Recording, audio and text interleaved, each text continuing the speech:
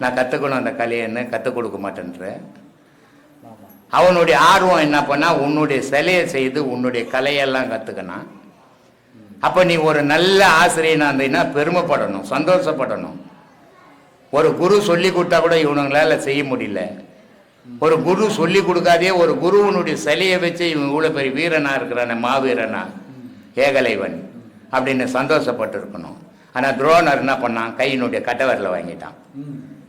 அதனால அவனுடைய வித்தைகள், வில் வித்தைகள், அவனுடைய வீரம் வெளிப்படாமையே போயிடுச்சு.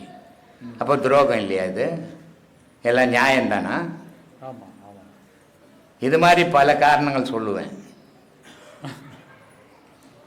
அதனால கர்ணனுக்கு ஒவ்வொரு இடத்துலையும் கண்ணன் செய்த துரோகங்கிறது அது பெரும் துரோகம். கண்ணன் ஒரு கடவுள், ஆனா கர்ணனுக்கு செய்ததெல்லாம் துரோகம். கடவுளே துரோகம். ஆமா. ஏன்னா பரசுராமர் கிட்ட போய் கலை கத்துக்க போயிட்டான். ஏதோ ஒரு யாரும் சேர்க்க மாட்டுறாங்க, நான் ஒரு பிராமணன் சொல்லிட்டு போய் கலையை கத்துக்கிறேன். உனக்கு என்ன நோவுது?